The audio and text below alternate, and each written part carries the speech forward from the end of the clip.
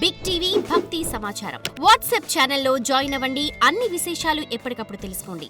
మనస్సు ఉదాసీనంగా ఉన్నప్పుడు, మనస్సు డిస్టర్బ్ అయినప్పుడు, లేదా మనస్సు బాధ దిగులులో ఉన్నప్పుడు అది ఎందుకు అలా ఆలోచిస్తుంది అని అర్థం చేసుకొని ఆ నెగటివ్ వైబ్రేషన్స్ నుంచి మనల్ని మనం ప్రొటెక్ట్ చేసుకొని ముందుకు వెళ్ళలేకపోతే అదే ఆలోచిస్తూ ఉంటాము, అక్కడే ఆగిపోతాము. కాబట్టి మనస్సు యొక్క ఉదాసీనత నుంచి, డిస్టర్బెన్స్ నుంచి మనల్ని మనం ప్రొటెక్ట్ చేసుకొని ఆ లో ఫ్రీక్వెన్సీ ఉన్నటువంటి సంకల్ప శక్తి నుంచి హై ఫ్రీక్వెన్సీ ఉన్నటువంటి ఆలోచనలని ఎలా క్రియేట్ చేయాలో ఇప్పుడు మనం చూద్దాం. ఉదాహరణ కోసం మనం ఆఫీస్కి కానీ లేకపోతే ఏదైనా ప్రాజెక్ట్ వర్క్ కోసం కంపెనీకి కానీ వచ్చేది ఉంది.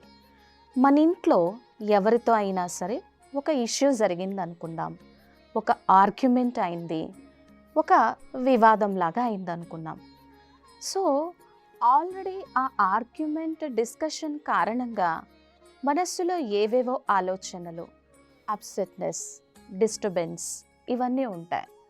ఇప్పుడు మనం ఆఫీస్కి వచ్చినా లేదా కంపెనీకి వచ్చినా లేదా ఎవరితో అయినా ముఖ్యమైన విషయం కోసం మాట్లాడుతున్నా లోపల మనస్సులో అదే ఆలోచన ఉంటుంది. ఇప్పుడు మనం ఎంత శక్తిశాలిగా ఫోకస్గా వర్క్ చేయాలన్నా కూడా చేయలేము. అదే మనసు యొక్క స్వభావము. ఇప్పుడు అన్ని పనులు చేస్తూ కూడా మనతో మనం మాట్లాడుకొని నేను ఇంత చిన్న చిన్న విషయాలకే ఉదాసీనత అవ్వద్దు, ఇంత చిన్న చిన్న విషయాలకే నేను డిస్టర్బ్ అవ్వద్దు, నేను చాలా చాలా సమర్థవాన్, నేను చాలా చాలా సర్వశక్తివాన్ స్వరూపాన్ని అని మన కోసం మనం positive programming of the mind చేసుకొని ముందుకు వెళ్తే ఆ నెగిటివ్ వైబ్రేషన్స్ నుంచి, ఆ నెగిటివ్ ఫ్రీక్వెన్సీ ఉన్నటువంటి సిచ్యువేషన్స్ నుంచి మనల్ని మనం రక్షించుకోగలము.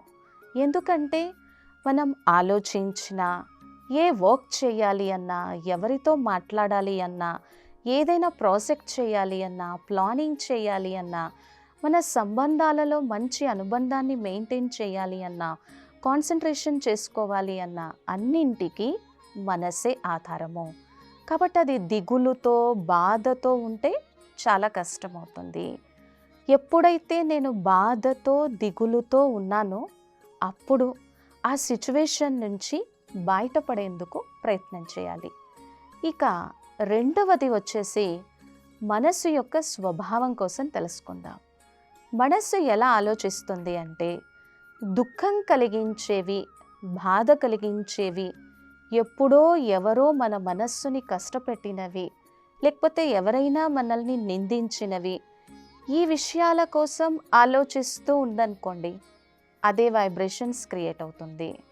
సో అలా కాకుండా ఇప్పుడు నేను చాలా బాధపడుతున్నాను, దుఃఖపడుతూ ఉన్నాను అని ఎప్పుడైతే మనం రియలైజ్ అవుతామో అప్పుడు మనస్సుకి చాలా ఆనందాన్ని కలిగించేవి, ప్రశాంతతను కలిగించేవి, నాలో ఎంత టాలెంట్ ఉంది, నాలో ఎంత సృజనాత్మకతమైనటువంటి శక్తి ఉంది, నా మనస్సుని నేను ఎంత ప్రశాంతంగా ఉంచుకోగలను, నాలో ఎంత కాన్సన్ట్రేషన్ పవర్ ఉంది అని సుఖం కోసం ఆలోచనలు చేయడం మొదలు పెడితే మనస్సు వెంటనే నెగిటివ్ మోడ్ నుంచి హ్యాపీ మోడ్లోకి, నెగిటివ్ ఫీలింగ్ నుంచి హ్యాపీ ఫీలింగ్లోకి వస్తుంది.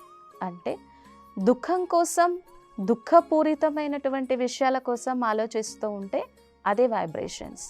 వెంటనే రియలైజ్ అయ్యి అలర్ట్ అయిపోయి మనస్సుని ట్యూన్ చేసుకొని సుఖాన్ని ఇచ్చేటువంటి విషయాల కోసం చింతన చేస్తే సుఖం కలుగుతుంది. కాబట్టి రిమోట్ కంట్రోల్ అనండి, చాయిస్ అనండి, ఇది నా చేతిలో ఉంది. అయితే ఈరోజు మనం ఎలా ఆలోచిస్తామో ఏదో ఒక పరిస్థితిని ఎదుర్కోవాల్సి వస్తుంది. సో ఎవరైనా మనం చెప్పిన మాట వినట్లేదు, లేదా మన పిల్లలు చెప్పిన మాట వినట్లేదు, సరిగ్గా చదువుకోవట్లేదు, లేదా ఎక్కువ మొబైల్ చూస్తూ ఉన్నారు, ఇదొక సమస్య, ఇదొక పరిస్థితి. లేదా బయట ఎప్పుడు మనం వెళ్ళినా కానీ ట్రాఫిక్ జామ్లో ఆగిపోతాము. సో ఈరోజు ఇది అందరూ ఫేస్ చేస్తున్నటువంటి ప్రాబ్లం. ఇంకొక సమస్య వచ్చేసి ఈరోజు ఎక్కడా కూడా ఎలాంటి పరిస్థితి ఉంది అంటే జాబ్ గ్యారంటీ లేదు కదా. సో ఇటువంటి సమస్యలన్నింటినీ చూడాల్సి వస్తుంది. మరి ఇప్పుడు మనం ఏం చేయాలి? సమస్య మీద మన మైండ్ సెట్ ఆధారపడి ఉందా, లేదా మన మైండ్ సెట్ మన విల్ పవర్ స్ట్రాంగ్గా ఉండి సమస్యని ఎదుర్కోగలిగినటువంటి స్థితి కలిగి ఉందా? ఇది చెక్ చేసుకోవాలి. సమస్య యొక్క ప్రభావము నా మనస్సుని ప్రభావితం చేస్తుందా, లేదా మనుషుల యొక్క కామెంట్స్ నా మనస్సుని ప్రభావితం చేస్తున్నాయా, లేదా నా మనస్సు యొక్క ప్రభావము శక్తిశాలిగా ఉండి పరిస్థితులను ఎదుర్కొని నిలబడగలుగుతుందా?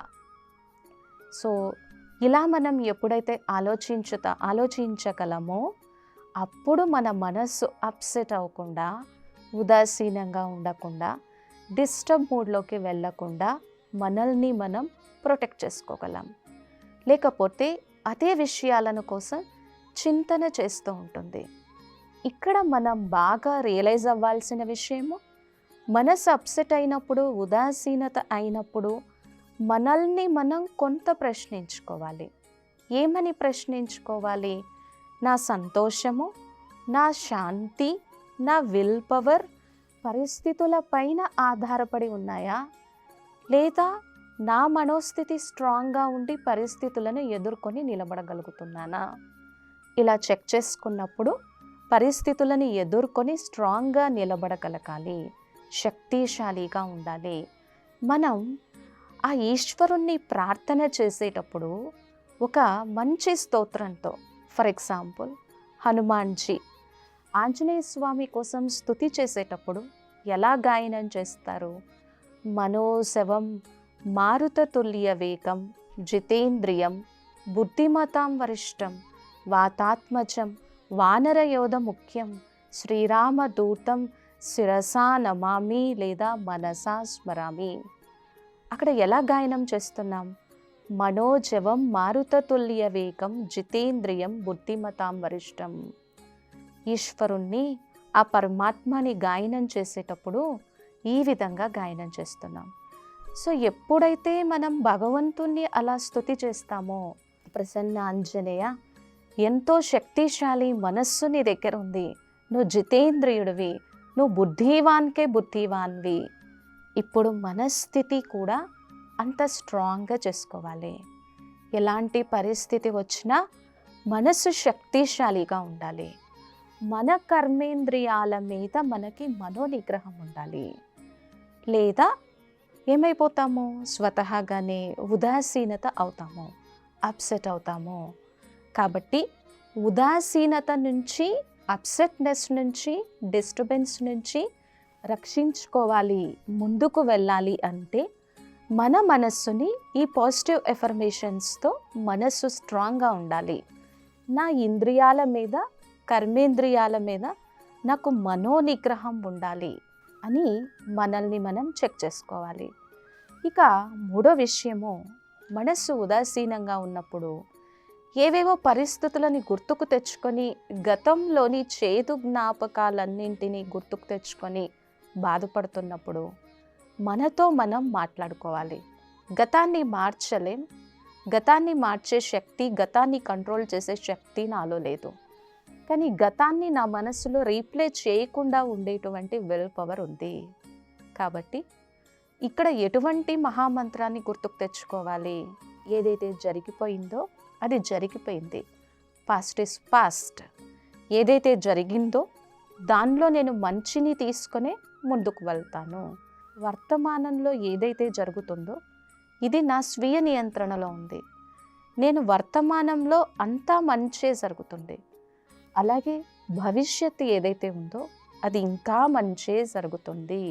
జరిగిపోయింది మంచికే, జరుగుతుంది మంచికే, జరగబోయేది భవిష్యత్తు ఏదైతే ఉందో అది ఇంకా మంచికే. ఇటువంటి పాజిటివ్ పవర్ఫుల్ ఎఫర్మేషన్ని క్రియేట్ చేసినప్పుడు చెడు జరిగినా కూడా దానిలో మంచిని చూసి ముందుకు వెళ్ళగలం. ఎప్పుడైతే చెడు జరిగినా మంచిని చూసి ముందుకు వెళ్ళగలమో మన విల్ పవర్ పెరుగుతుంది, మన స్టామినా పెరుగుతుంది. లేకపోతే అదే విషయం కోసం ఎందుకు ఇలా జరిగింది, ఎందుకు అందరి ముందు నన్ను అలా నిందించాల్సి వచ్చింది, ఎందుకు నేను చేసిన పర్ఫార్మెన్స్ కరెక్ట్గా ఉన్నప్పటికీ కూడా ఎందుకు నేను నెగిటివ్ ఫీడ్బ్యాక్ తీసుకోవాల్సి వచ్చింది, ఎందుకు నాకు ఇలా అవమానపరిచారు. సో అదే విషయం కొన్ని రోజుల వరకు ఆలోచిస్తూ ఉంటే సబ్కాన్షియస్ మైండ్లో అదే ఉండిపోతుంది. అదే నెగిటివ్ వైబ్రేషన్స్, ఎవరితో మాట్లాడుతూ ఉన్నా అదే జ్ఞాపకం వస్తుంది. కాబట్టి జరిగిపోయింది మంచికే, జరుగుతుంది మంచికే, జరగబోయేది మంచికే, మనసుకి సంతోషాన్ని ఆనందాన్ని ఇచ్చేటువంటి విషయాల కోసమే నేను చింతన చేస్తాను. ఇలా ఎప్పుడైతే మనల్ని మనం మోటివేట్ చేసుకుంటామో అప్పుడు మనం ముందుకు వెళ్ళగలము, లేకపోతే ముందుకు వెళ్ళలేము, అక్కడే ఉండిపోతాము. సో ఈ విధంగా మన కోసం మనం ఎప్పుడు నెగిటివ్ థాట్ మన మనస్సులో కలిగినా, ఎప్పుడు మన మనస్సుని బాధ కలిగించేటువంటి విషయం కలిగినా వెంటనే కూర్చొని మనతో మనం మాట్లాడుకొని ఈ డిస్టర్బెన్స్ని ఇప్పుడే క్లీన్ చేసేసుకోవాలి, ఈ ఇరిటేషన్ని ఇప్పుడే ఓవర్కమ్ చేయాలి, ఈ నెగిటివిటీని ఇప్పుడే అధిగమించాలి, ఇప్పుడు నా మనస్సులో పాజిటివ్ థాట్ని క్రియేట్ చేయాలి అని మన కోసం మనం చెక్ అండ్ చేంజ్ ఎప్పుడైతే చేస్తామో అప్పుడు ఉదాసీనత నుంచి బయటపడగలము.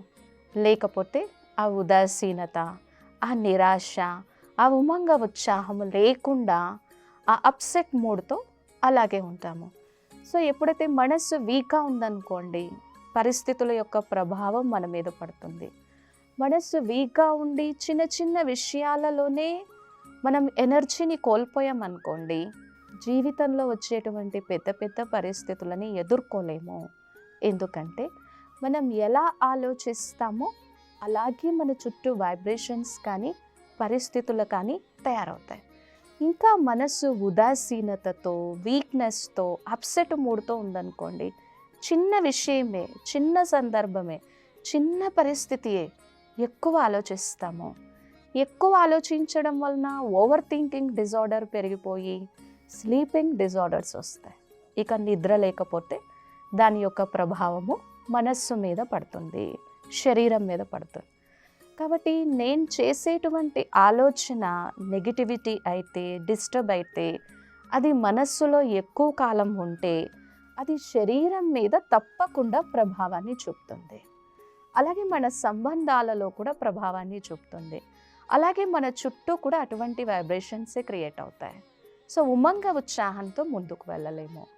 అదే మనం చేసేటువంటి ఆలోచన పాజిటివ్ అయ్యి పవర్ఫుల్ అయితే మన విల్ పవర్ పెరుగుతుంది, మన ఆంతరంగిక శక్తి పెరుగుతుంది, మన స్ట్రెంగ్త్ పెరుగుతుంది, మన స్టామినా పెరుగుతుంది. దాన్ని ఎదుర్కొని నిలబడగలము, ముందుకు వెళ్ళగలము, ఎన్నో సదవకాశాలని తీసుకొని రాగలం. కావున సో ఇవన్నీ మన చేతిలోనే ఉంది. అండ్ లాస్ట్ అండ్ ఫైనల్, నా సంతోషానికి, నా ఆనందానికి, నా మనశ్శాంతికి, నా ఆరోగ్యానికి సూత్రధారిని, స్క్రిప్ట్ రైటర్ని అన్నీ నా చేతిలోనే ఉన్నాయి. ఉదాసీనత కలిగినప్పుడు, అప్సెట్ అయినప్పుడు కొంచెం సమయాన్ని తీసి ఆ నెగిటివ్ ఎమోషన్స్ని ఓవర్కమ్ చేసి ముందుకు వెళ్ళగలిగినట్లయితే ఆరోగ్యంగా, ఆనందంగా ఉండగలము. For more videos like this, subscribe Big TV channel.